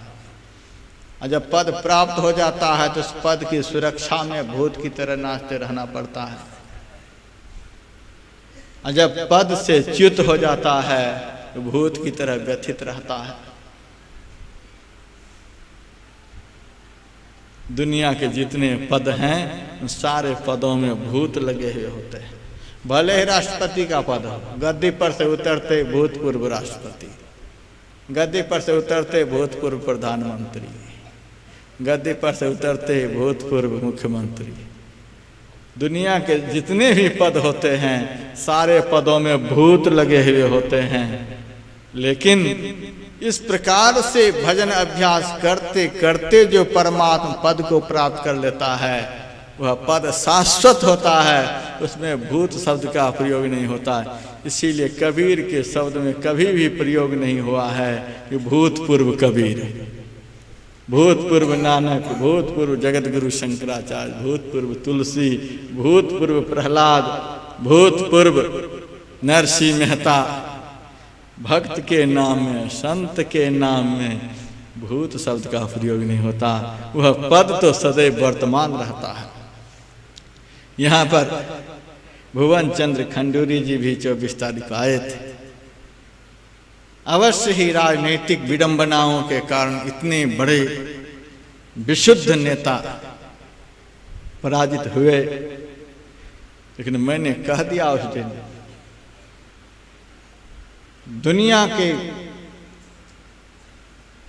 प्रयत्नों से, दुनिया के अथक प्रयासों से जो संसार के पद प्राप्त होते हैं उसमें भूत लगे हुए होते हैं। महाराज नाराज नहीं होना, लेकिन आप आज यहाँ आ गए हो, आज आप ऐसे ऐसे संतों की शरण में आ गए हो जहाँ से ऐसे पद प्राप्त होते हैं जो पद सदैव वर्तमान होते हैं, जो पद शाश्वत होते हैं। महाराज कभी कुंठित नहीं होना कि हार गए, यहाँ आने वाला वह पद प्राप्त करता जिस पद से कभी च्युत नहीं होता, कभी वह हारता नहीं है। स्वामी राम तीर्थ कहते थे, मेरे पास एक ऐसी विद्या है मुझे कोई जीत नहीं सकता। शिष्यों ने कहा हमें भी वही बतला दो महाराज, कोई जीते नहीं, सबको मैं जीत लूं। स्वामी राम तीर्थ ने कहा मैं हारा हुआ हूं इसीलिए मुझे कोई जीत नहीं सकता। संत ऐसे विनम्र होते हैं, विनम्रता की पराकाष्ठा पर होते हैं, इसलिए उन्हें कोई जीत नहीं सकता। ऐसे पद संत प्राप्त किए होते हैं, कभी हारते ही नहीं, सदा वर्तमान वह पद होता है। मरने पर भी उतनी पूजा, शरीर नहीं है फिर भी उतनी पूजा। आप देखिए पंडाल में चारों तरफ एक से एक विलक्षण संतों के चित्र हम लगाए हैं। शरीर में नहीं है फिर भी इतनी ही पूजा, इतना ही आदर। उत्तरोत्तर मेरे लिए बहुत लोग कहते महाराज आज बिना मीडिया का प्रचार नहीं हो सकता है, मीडिया का प्रचार नहीं हो सकता है, मीडिया के बिना प्रचार नहीं हो सकता। जितने लोग आज ऊपर चढ़ रहे हैं मीडिया के माध्यम से चल रहे हैं, दुनियावी लोगों के सहारे से जो लोग ऊंचाई को प्राप्त होते हैं उसमें गिरने का सदैव भय बना रहता है। ये कब आसमान में ले जाएंगे और कब धरातल में पहुंचा देंगे पता नहीं। दुनिया के लोगों का कोई ठिकाना नहीं। दुनिया बनाने वाले को जो प्राप्त कर लेता है वह कभी वहां से ढकेला नहीं जाता है। और शाश्वत पद है, परम पद गति की भीनी। द्वंद द्वैत सो रहित सो प्रभु पद पाई के, अरे हारे में ही सूरत न लौटे बहुरिन जन्मई आए के। हम प्रभु प्रभु हम एक कहीं होई, द्वंद और द्वैत रहे नहीं कोई। मैं ही ऐसी आरती की जाए, भव मह बहुरी जन्म नहीं ली जाए। ऐसा पद प्राप्त होता है, ऐसा शाश्वत जीवन भजन के द्वारा प्राप्त होता है। ऐसी शाश्वत स्थिति भजन के द्वारा प्राप्त हो जाती है। और आदर सत्कार की बात चाहते हैं, भार 18 मालन तेरी, चमर ढुरे पवनैले फेरी। वनस्पतियों की 18 प्रजातियां पंखे डुलाती हैं, प्रकृतियां पंखे डुलाती हैं। स्वामी रामतीर्थ प्रकृति से कहते थे कि 4 बजे दूध लेकर के आना, नारी का रूप बनाकर प्रकृति आती, महाराज ये लो। 2 बजे रोटी लेकर के आना, प्रकृति रोटी लेकर के आती। सारी प्रकृति को अपने वश में कर लिए थे। इब्राहिम की खोज में जब उनका लड़का सिपाहियों को भेजा, खोज करके पिता को लाओ, कहाँ भीख मांग रहा है, पता नहीं चला। अपने से आया, नदी के किनारे देखा, पूछा आपका क्या नाम है? नाम तो अब खत्म हो गया, एक फकीर हूँ। बहुत देर तक बातचीत होने पर पता चला, लगता है कि यही मेरे पिता है। अरे बादशाह के पिता होकर आप खप्पर लेकर भीख मांग रहे हो, ये बड़े दुख की बात है, चलो और गद्दी को संभालो।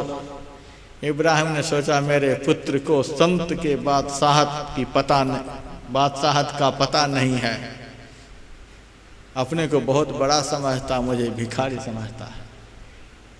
कहा कि ठीक है चलता हूँ, बहुत दिन हो गए हैं, थोड़ा सा नौका विहार कर लेने का विचार होता है। बैठो नाव पर। दोनों बैठ गए नाव पर, केवट नाव को आगे बढ़ाया। बीच दरिया में जब नाव गई तो चिथरा से एक सुई निकाला और पानी में डाल दिया। कहा बेटा इस सुई को निकाल करके दे। महाराजा पागल हो गए हैं, नदी में सुई गिर गई, मैं कैसे निकाल करके दूँ? कहो नदी से निकाल करके दे। नदी कैसे निकाल करके देगी? आदमी है। अरे तुम्हारे मुल्क में बहती है, तुम यहाँ के बादशाह हो, तुम्हारी बात को नहीं मानेगी? महाराजा पागल हो गए, नदी कहीं आदमी है जो बात मान जाएंगे? क्या यही तुम्हारी बादशाहत है? हमारी बादशाहत देखोगे?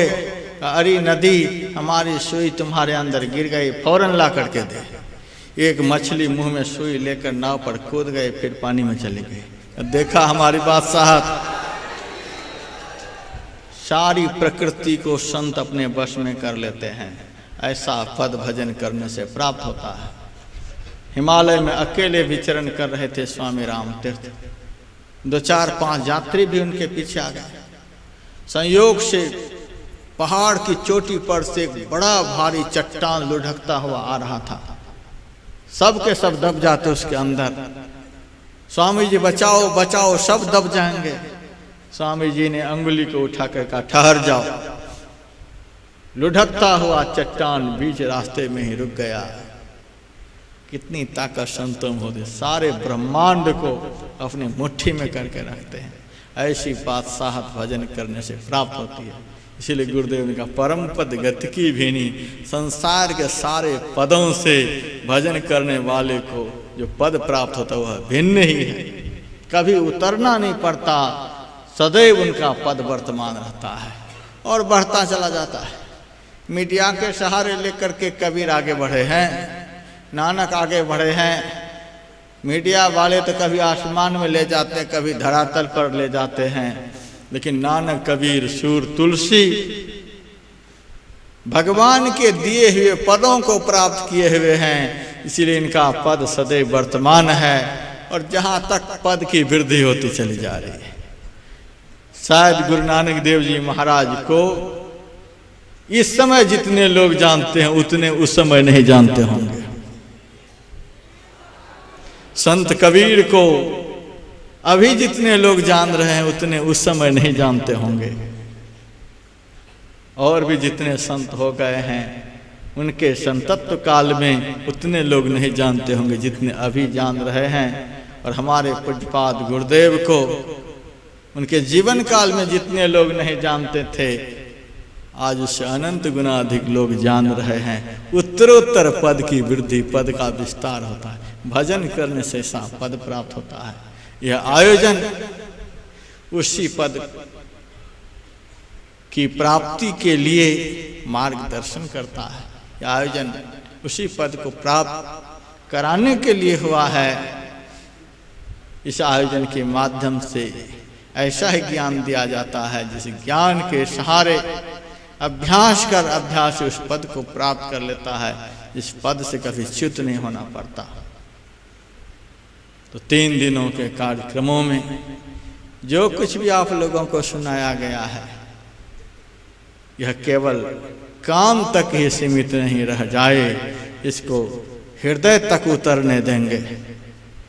फिर पता चलेगा कि हरिद्वार में जाकर मैंने क्या सब पाया। मैंने पहले ही सुनाया, इस भूमि पर संशय का नाश हुआ है, श्रद्धा का जन्म हुआ है। सती का प्रसंग आपने सुना पाठ के क्रम में, सूक्ष्म रूप से उसी पाठ की व्याख्या हो रही है। सती मरत हरिशन वर मांगा, जन्म जन्म शिव पद अनुरागा, तहि कारण हिम गिर गृह जाई, जन्मी पार्वती तन पाई। यहाँ संशय का नाश होता है और यहाँ श्रद्धा का जन्म होता है। जो सब आपको सुनाया गया है यदि आचरण में उतारेंगे तो संशय रूपी सती का नाश हो जाएगा, श्रद्धा रूपी पार्वती का आपके अंदर में जन्म होगा, तब परमात्मा रूपी शिव से मिलन हो जाएगा।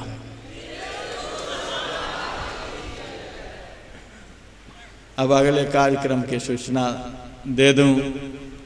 अब तो रहा 1 दिन अवधि आधारा। आप लोगों को तो बड़ा सुख मिलता होगा। अब किनारे पर पहुंच गए, अब किनारे पर पहुंच गए, 3 पहाड़ पार कर गए, अब एक ही छोटा सा पहाड़ बचा हुआ है। लेकिन हमको तो समझत मन दुख भयो अपारा। जिस आयोजन को आयोजित करने में दिन रात एक कर दिया गया था, कितना प्रयास किया गया था, वह मंगलमय क्षण अब देखते ही देखते किनारे पर पहुंच गए। हमारा तो हृदय समझत मन दुख भयो अपारा। अब इस मंगलमय क्षण के 1 दिन बच गए हैं। जितने प्रवचन आप लोगों ने सुना सबका सार अब संक्षेप में कल सुनेंगे। सुबह 6 बजे से भजन कीर्तन 7 बजे तक चलेगा।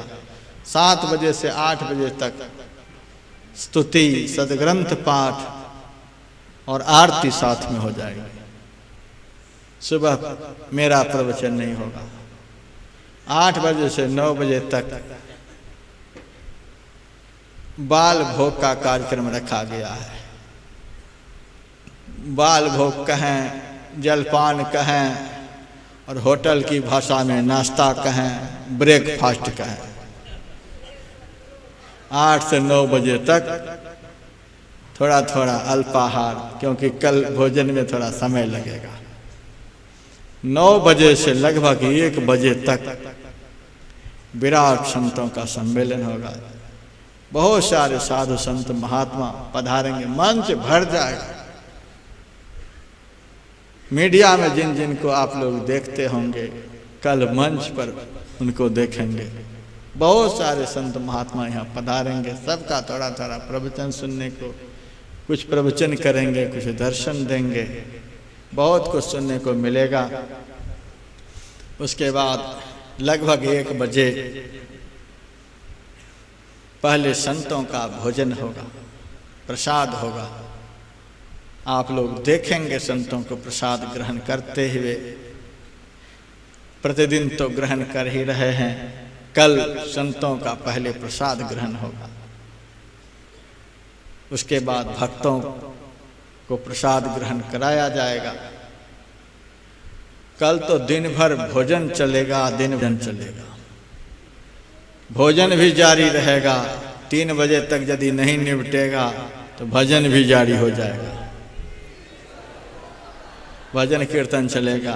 फिर 3 बजे से स्तुति विनती होगी, रामायण जी का पाठ होगा। पाठ के बाद मैं तो आधा घंटा ही बोल रहा था, कल आधा घंटा बोलूँगा, लेकिन एक से एक महारथी यहाँ पधारे हुए हैं जिनकी बात को टालने में बड़ा।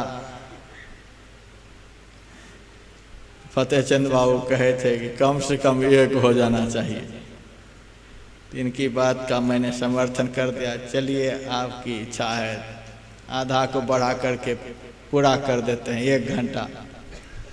उसके बाद उद्गार के बहुत शब्द यहाँ सुनाए जाएंगे। बहुत दूर से चल कर के हमारे आनंदी बाबा आए हुए हैं, विश्वनाथ बाबा आए हुए हैं। यहाँ तो बाबू और बाबा के साम्राज्य छा गया है। अब तक तो बाबा के सुने हैं, कल बाबू के भी सुनेंगे, बाबा का भी सुनेंगे। और उस महानतम ज्ञान में यज्ञ की पूर्णाहुति कल होगी। लेकिन यह सुना करके मैं आप लोगों को यह नहीं कहना चाहता हूं कि आप लोग रात में ट्रेन पकड़ लीजिए। जब तक आप लोग रहेंगे तब तक भंडार कभी बंद नहीं होगा, चूल्हा कभी बंद नहीं होगा आप लोगों के रहते रहते। मैं तो भंडार को देख रहा हूं, इतने लोग रोज खा रहे हैं, देखता हूं ज्यों का त्यों है।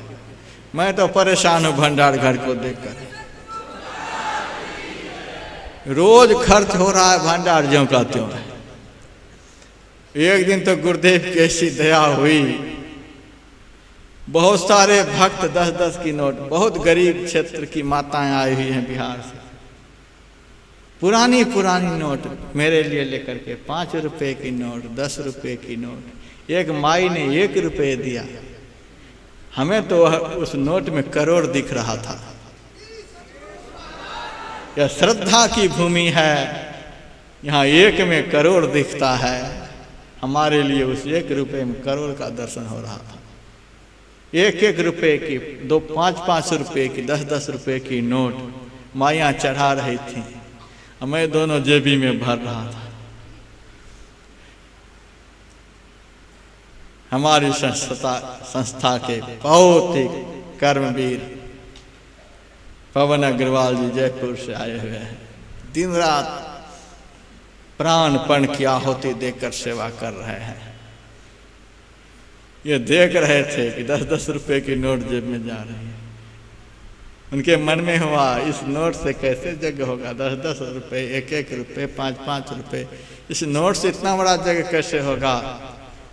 मैंने जेब से सारी नोट को निकाला तो सब 1000-1000 के नोट हो गए थे। एक को गुरुदेव ने दोनों जेब में 1000 बना दिया।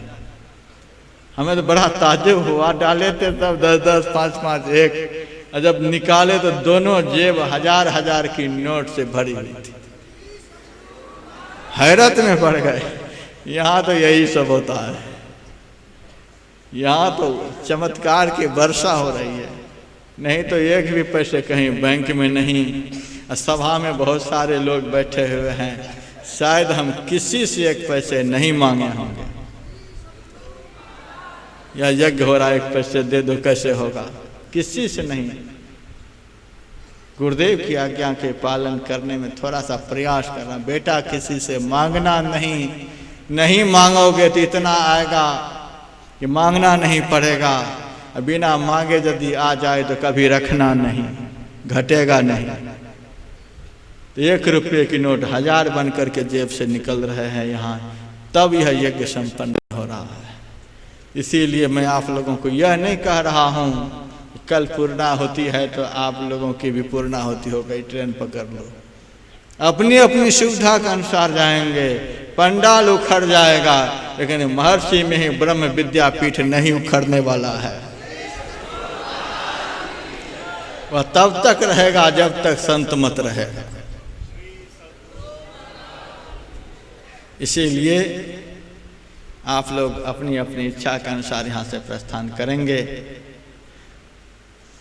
आज मैं गायक जी को एक भजन गाने के लिए कहूँगा, गुरुवर चरणों में दे दो ठिकाना मुझे। बहुत बढ़िया भजन है, संत वाणी तो नहीं है लेकिन संत वाणियों का रस उस भजन में भरा हुआ है।